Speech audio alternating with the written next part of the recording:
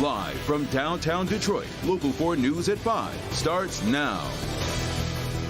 It happened just like that. 3 people crossing the street hit by a distracted driver, and the whole thing caught on camera as you see there.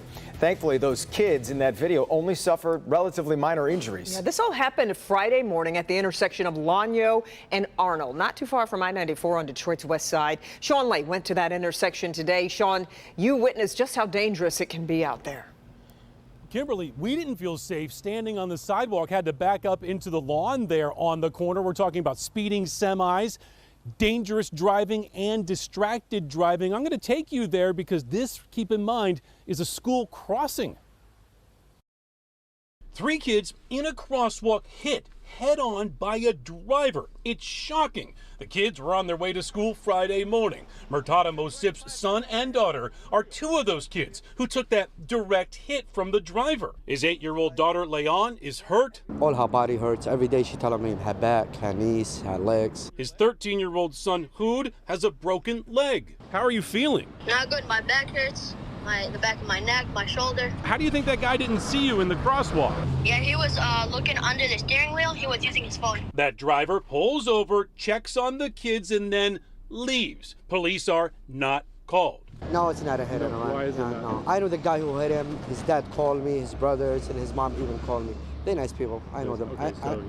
Yeah, he did. He stopped. Also, kids cross Lanyo to get to the school Universal Academy. The speed limit here is 25. Trucks speed through. Drivers drive recklessly. It's non-stop danger. Tell me about crossing there, though. What's it like? The crossing, literally the lights last 3 seconds, and sometimes I literally pick them up and hold them and I just run across. Because they're literally 3-4 seconds and, you know, I'm scared the car's gonna come and hit somebody. The year before, they used to have a guard here from the school. Now, I don't know what's going on with the school. Is the school fault? Number 1. Let's see if we can get a guard out here. Yep. We checked with Detroit police today. They confirmed when a driver hit 3 children, they were not called. They have since investigated. They are recommending charges to the Wayne County Prosecutor's Office. Also saying this, quote, "It's gut-wrenching to watch the social media video clip of young children with school bags getting hit by a vehicle. This should be an immediate wake-up call for everyone behind the wheel of a vehicle. We remind our community to please pay attention and limit the distractions inside your vehicle." School there, Kimberly, closed today. We're checking with them to see if they will send down a crossing guard. Back to you. Well, let's hope so. It needs it so bad. Sean, I know you've been looking at how many incidents have happened there at that intersection. What'd you find out? Let's talk about last year. 6 crashes right there, 14 traffic stops. So far this year, 4 crashes, 3 traffic stops. Police can't be everywhere. If they were right there when we were there, they could have pulled over driver after driver. Yeah, indeed. Okay, Sean, thanks. Well, the body of a missing 1-year-old Kent County boy has been found. Police say Noah Allen Jordan's body was found around 9 this morning near Buck Creek in the city of Wyoming, which is just south of Grand Rapids. Noah, who was almost 2, was reported missing Sunday after he was last seen around 11 a.m. in Byron Township. Police say they were concerned about the lack of tips that were coming in regarding Noah. After the search was suspended Sunday night, police say they returned to the creek this morning where his body was found. Police tell us the parents are continuing to cooperate with investigators. Well, if you're going back to work on a Monday and it's dreary, or if you find it dreary going back to work, well, the weather was pretty much perfect for you today. Yeah, it managed to stay dry, though, but that's all going to change. So let's get over to Andrew for an update on the forecast. Hi, Andrew. Hey there, Kimberly and Jason. And some of us need those showers for our lawns, right? Well, it still remains dry despite the clouds overhead. I know we have temperatures that are in the 50s right now, cooler than average, but at least it is dry for your afternoon commute and for your evening plans. 57 degrees currently right here in Detroit, winds at around 11 miles per hour. 50s in your neighborhood as well. Chillier in some spots, may need a jacket and a knit hat to stay warm outside.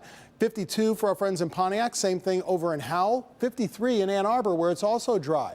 Now in Storm Tracker 4, you can see showers and storms anywhere in the U.S., almost anywhere in North America. Well, they exist here down towards St. Louis and also parts of Iowa and Missouri. It's on the way for us, and it arrives tomorrow morning. So the morning commute and the midday hours are going to be disrupted. This is for your Tuesday. Here's my wet timeline for you. Showers will be scattered at first, as early as 4 a.m. up until about 8 o'clock in the morning. But during the middle and end of tomorrow morning's commute, we're looking at persistent rain showers, even the possibility of a couple of thunderstorms, and scattered storms after 1 p.m. tomorrow afternoon. We'll talk about how much rain may fall and when it comes to an end completely, including your week's forecast coming up. All right, Andrew. Gas prices are back with a vengeance. After a slight decline, the state average is up 10 cents to $4.04 a gallon compared to last week. That said, it's still 15 cents less than the national average. Michigan had been below $4 for the last 3 weeks. In Ukraine tonight, a long-awaited evacuation of civilians trapped inside an old steel plant in Mariupol is underway, and that comes on the heels of a visit to the country by a high-profile U.S. delegation. Susan McGinnis has the latest on the situation there and U.S. moves to help Ukraine.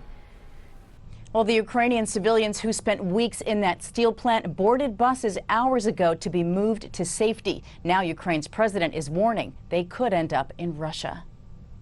Ukrainian civilians trapped for weeks in the Azovstal steel plant in Mariupol, today loading buses and heading to safety in the southern city of Zaporizhia.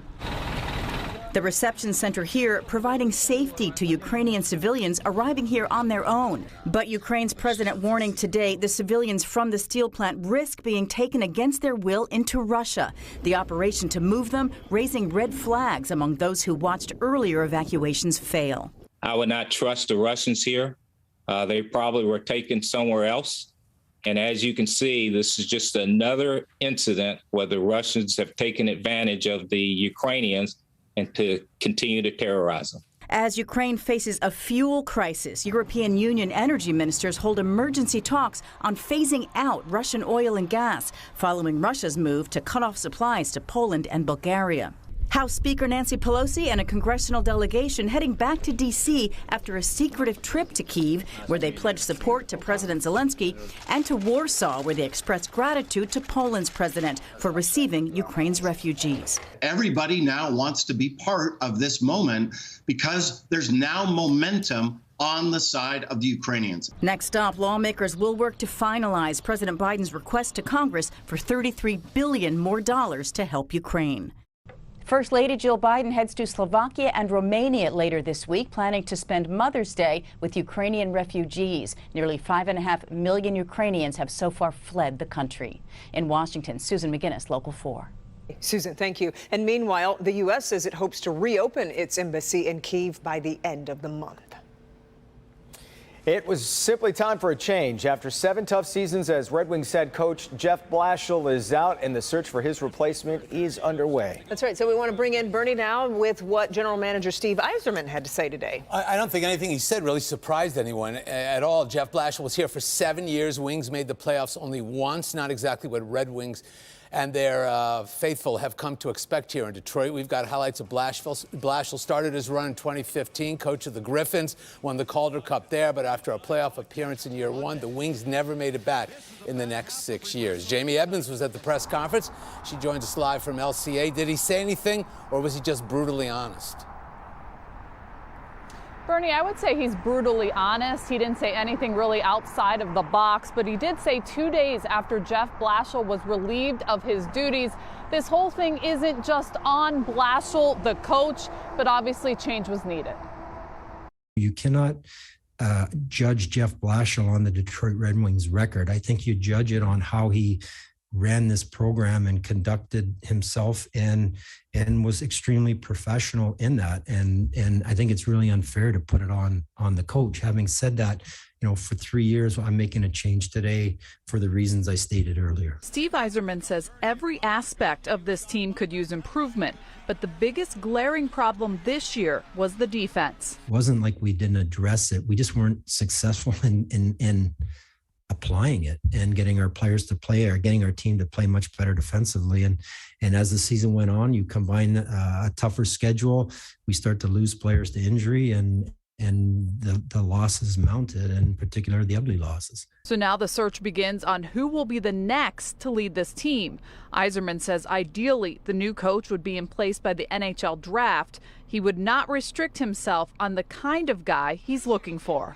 All successful coaches, whether they're coaching junior hockey, college hockey, any of the top leagues at the top levels around the world. I don't think you necessarily define them in one particular, whether he's a defensive guy, an offensive guy, a player's coach, or a militant coach, whatever. Good coaches adjust, and they do what they have to do with the personnel that they have. Now, he did say that he has a few names bouncing around in his head. He wouldn't name names. His next step is to make a list and do the due diligence to hire the next head coach. Last question today, Bernie, to Yzerman was, is Chris Ilitch's checkbook wide open? Well, he didn't say 100% yes, but he said Ilitch is prepared to win and do anything that takes. Back to you. There you go. Well, that's the best news I've heard come out of that press conference then today. And he gave about 1,000 different people that he could pick with his list there at the end. Yeah. Jamie, great seeing you. We'll see you soon. Yeah. Sounds like he's willing to go anywhere and find anybody. He didn't let on to a lot, did he? Yeah, no, and he won't. He'll keep it highly secret. Yeah. Okay, we'll see you in a little bit, Bernie. Thank you. We're back on a Monday with a Michigan Community College forced to cancel all classes today, and it had nothing to do with the weather. New tonight, the high-tech problem that had the school scrambling all weekend. And how the tragic passing of Naomi Judd is putting the spotlight back on an issue that really needs our attention. And here's Priya. Months after a federal lawsuit was filed against United Electrical Contractors, protesters held a rally outside the Godfrey Hotel. We'll break down what's in the lawsuit, allegations of racism, and what the company has to say.